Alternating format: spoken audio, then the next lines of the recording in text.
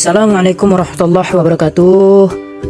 Halo sahabat channel, dimanapun kalian berada, anak sekolah Indonesia, kembali lagi di sini di YouTube Aldi Channel. Tentunya YouTube memberi edukasi, pengetahuan, pendidikan untuk anak sekolah yang ada di Indonesia.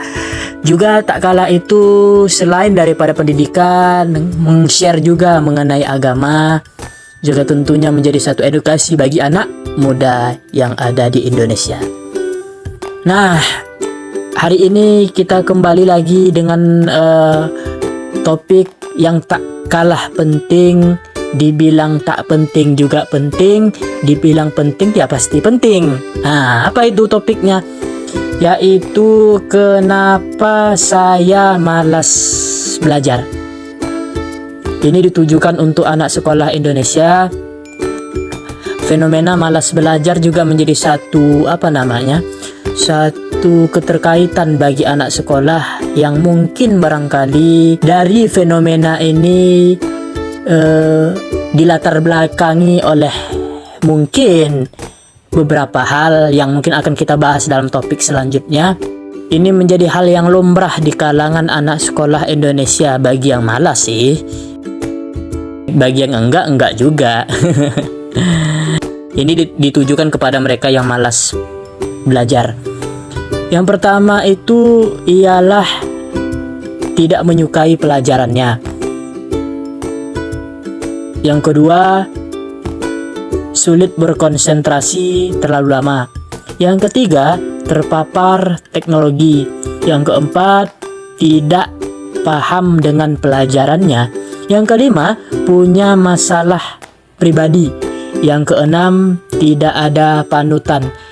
7, tidak dibelikan pajero.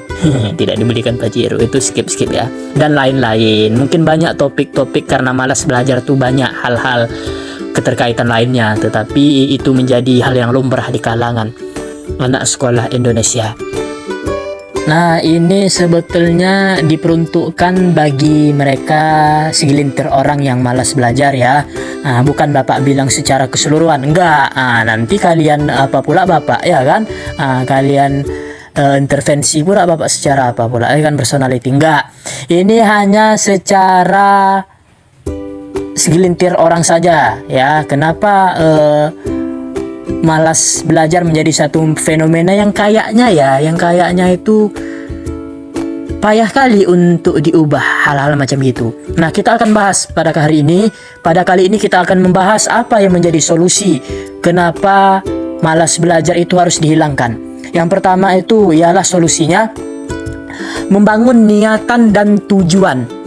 Nah, ini penting anak-anak Bapak, anak sekolah Indonesia dimanapun kalian berada, membangun niat dan tujuan sekolah itu penting. Kenapa penting? Karena innamal a'malu binniyat, segala sesuatu yang kita lakukan berdasarkan daripada niat. Nah, dari niat inilah yang akan sampai kepada tujuan akhir kita. Niat baik yang kita lakukan, maka seiring perjalanannya akan baik pula lah prosesnya, dan diakhiri dengan tujuan dari kebaikan tersebut hasilnya. Nah, kalian niatan sekolah itu untuk apa sekarang? Jadi membangun niatan itu penting. Niatan kalian sekolah itu untuk apa? Nah, apakah untuk belajar? Apakah untuk bertemu doi? Ataukah untuk hal-hal lainnya? Jadi dari niatan kalian inilah yang akan menentukan proses belajar kalian. Tujuan kalian sekolah inilah yang akan menentukan proses belajar kalian. Maka dari awal bangun dulu niat dan tujuan kalian sekolah itu untuk apa. Nah, itu penting, niat dan tujuan kalian sekolah itu untuk apa. Dan dalam prosesnya nanti akan menghasilkan kebaikan di dalam proses pembelajaran itu.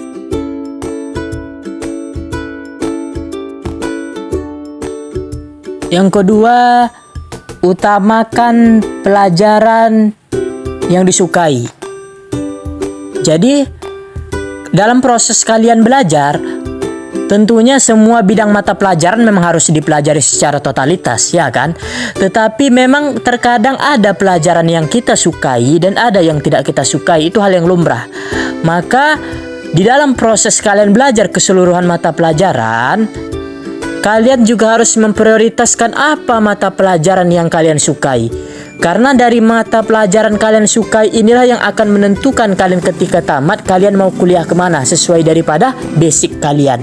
Maka tentukan apa mata pelajaran yang betul-betul kalian minati, kalian sukai di bidang kalian.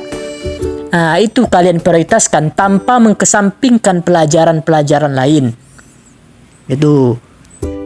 Yang ketiga, bangun optimis, hilangkan pesimis. Nah, dalam proses pembelajaran ini, kalian harus membangun sikap optimis kalian. Gitu. Kalian harus jadikan satu target marketing kalian dalam proses pembelajaran. Oh, aku mau ke sini, misalnya cita-citaku ini. Nah, jadi itu akan melahirkan sikap optimis kalian. Nah, aku mau ke sini dalam proses pembelajaran ini. Ini akan melahirkan sikap optimis kalian dalam pembelajaran. Maka hilangkan hal-hal yang berbau pesimis. Misalnya aku tak suka mata pelajaran ini. Hilangkan itu. Karena pada dasarnya itu akan membentuk sikap pesimis sehingga kalian akan malas dalam mempelajari mata-mata pelajaran lainnya, keseluruhan mata pelajaran. Maka sikap optimis ini penting. Lalu yang keempat, membangun strategi pembelajaran. Jadi dalam proses pembelajaran itu, kalian juga harus membangun teknik marketing pembelajaran, strategi pembelajaran. Maksudnya, kalian harus memprioritaskan skala kalian belajar itu. Belajar di rumah, berapa jam semisalnya, apa yang mau dipelajari dulu. Gunakan hal-hal yang bisa membantu dalam pembelajaran, misalnya buku lainnya. Jadi kalian juga harus menata strategi kalian dalam belajar sehingga belajar yang kalian lakukan jadi efisien, jadi efisiensi belajar yang kalian lakukan. Jadi butuh strategi dalam pembelajaran. Yang kelima, jadikan HP sebagai guru kedua kalian. Nah, anak sekolah Indonesia, ini menjadi satu fenomena di kalangan anak muda. HP itu sudah menjadi satu hal yang utama dan penting, tak bisa dipungkiri. Akan tetapi, sesuatu hal akan lebih bermanfaat jika kita gunakan kepada hal yang bermanfaat. Jika kita gunakan kepada kebaikan, ya kan? HP itu bisa menjadi bermanfaat jika kita gunakan untuk kebaikan.